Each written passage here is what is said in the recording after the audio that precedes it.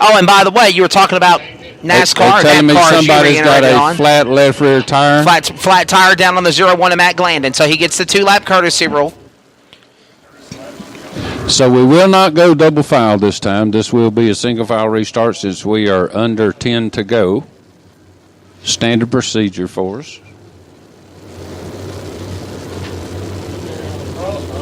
And again, this may let some tires cool off because those harder tires may have just started coming in. Well, ladies and gentlemen, Fast Track Companies International, thanks you race fans for being here tonight at Wythe Raceway. We'll be returning back here again later on in this year for the Pro Late Model Nationals, the 15th annual Pro Late Model Nationals, but it is now deemed and called the East Coast Rumble. Sunday night, September 2nd. It's still the Pro Late Model Nationals here at Wythe Raceway, but it is a part of the East Coast Rumble where we give the big light wrestling type belt away, and it's got all 3 tracks logos on it and the Fast Track logo. I mean, it's one of those prizes our driver kind of cherishes to get. It's not another trophy to hang up, put on the shelf.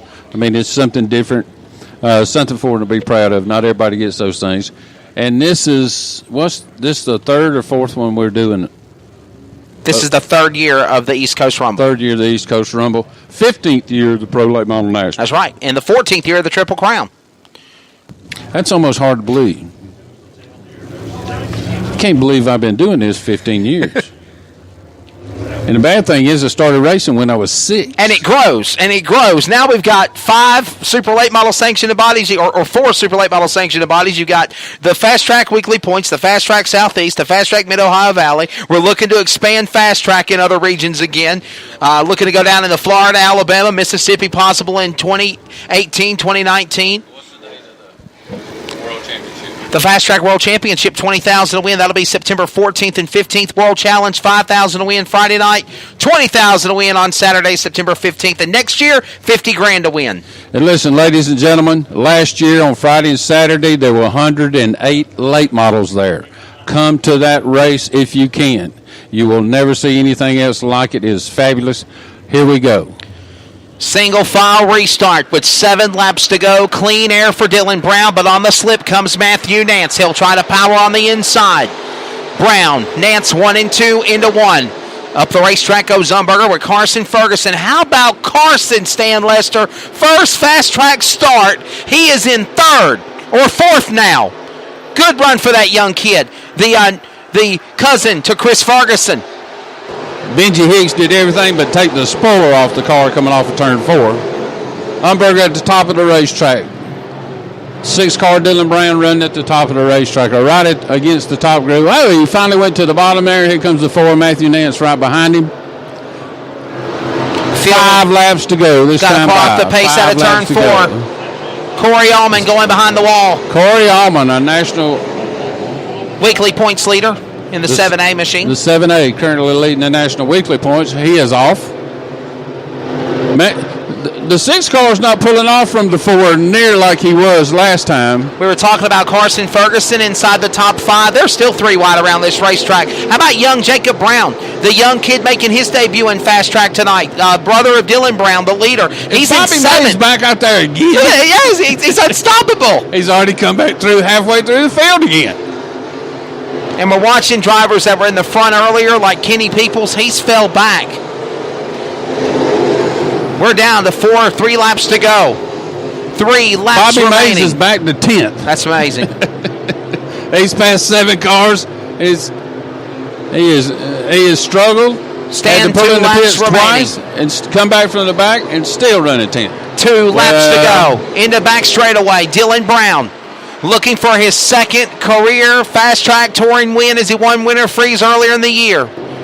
No, check that. No, he did not. My apologies. Travis Pennington won Winter Freeze, and then it was Chester. This is going to be a history-making moment for the young man in the car number 6 of Dylan Brown from Gaffney, South Carolina, as he hits his marks into turn number 3. Looking off of turn 4, Super 6 Dylan Brown wins round number 2 of the Triple Crown in the NRV Furniture Incorporated 3000. 2nd spot to Matthew Nance. 3rd going to Brandon Umberger. Carson Ferguson in his first ever Fast Track start gets fourth. Brett the Jet Ham, the top five. We'll pause the audio cast. We'll have the video interviews of the top three post-race here in just a moment on our Fast Track Racing Series social media. Race fans, once again, they got to go to the scales to make it official. 23.50 with car and driver, 1 pound per lap burn-off rule. And again, we'll see what goes on at the scales. How about it for Dylan Brown? We'll get him out here on the front straightaway in just a moment. He's going to have to go through the scales. We got a couple cars back there having a conversation.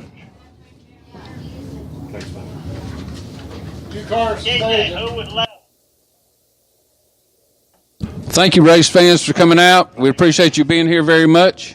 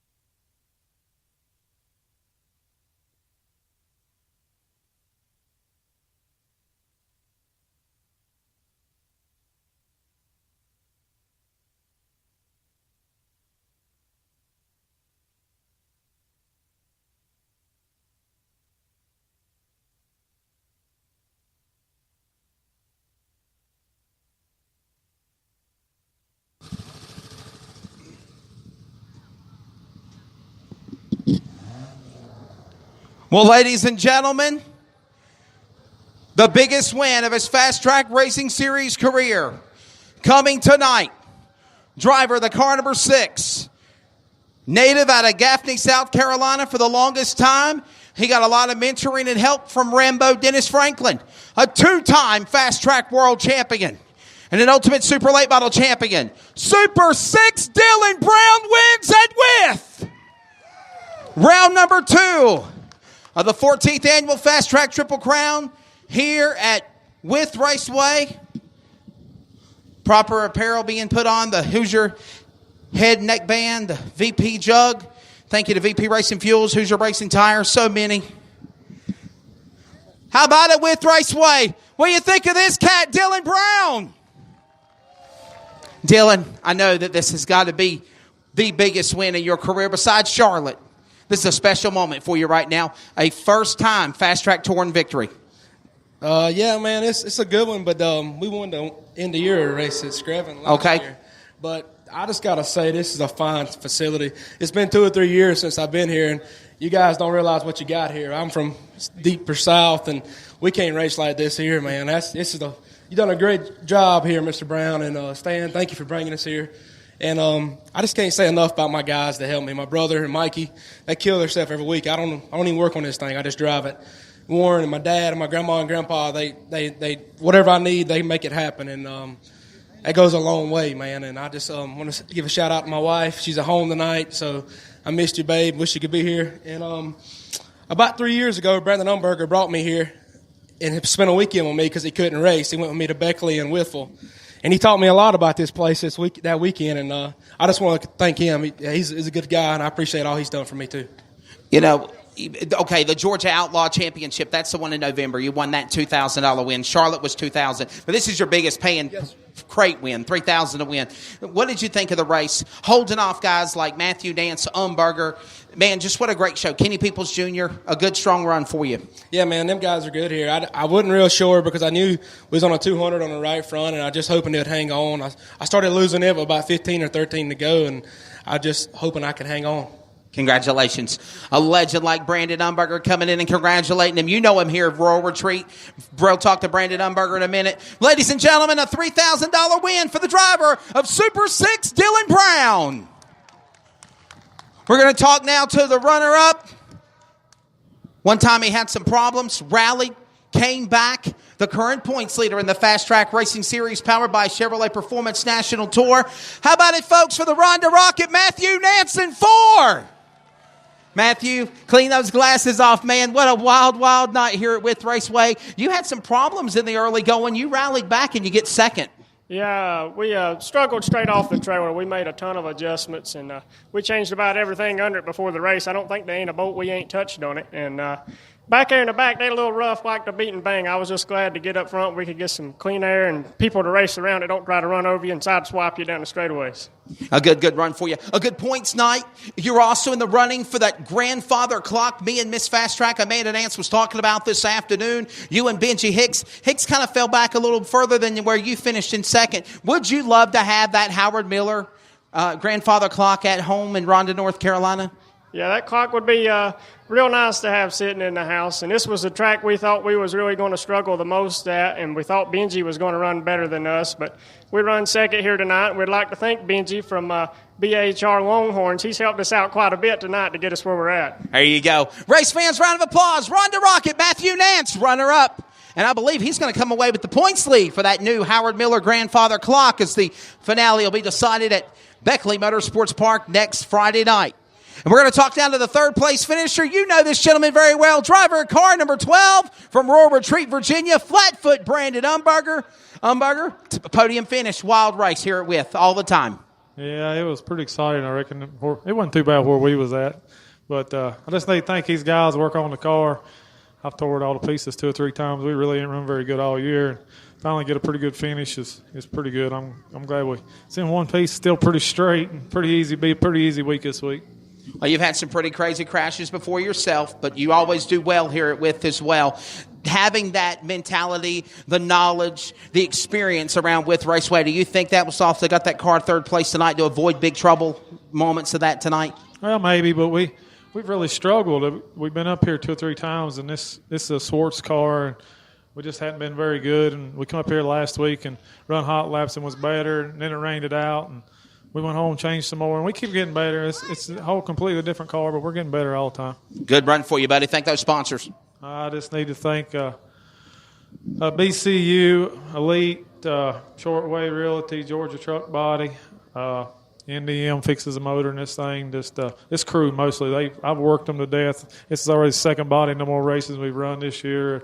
They're the ones that deserves the credit. Awesome job, buddy. Third place. The driver, car number 12, of course, from Royal Retreat, Virginia, Brandon Umberger. Runner-up in car number 4 from Rhonda, North Carolina, Matthew Nance. And the $3,000 winner of the NRV Furniture 3000 here at Wythe Raceway. Driver of the car number 6 from Gaffney, South Carolina, Dylan Brown. We'll decide the Triple Crown champion and the winner of the Howard Miller Grandfather Clock next Friday night at Beckley Motorsports Park with a $2,000 to win show, proceeded with the $3,000 to win 8th annual UBB Coal Miners Memorial event at Princeton Speedway.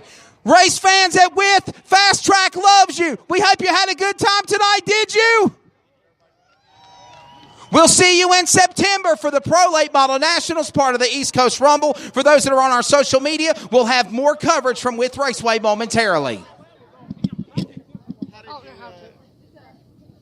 Good job, man. Yes. Take a picture for me. Yeah.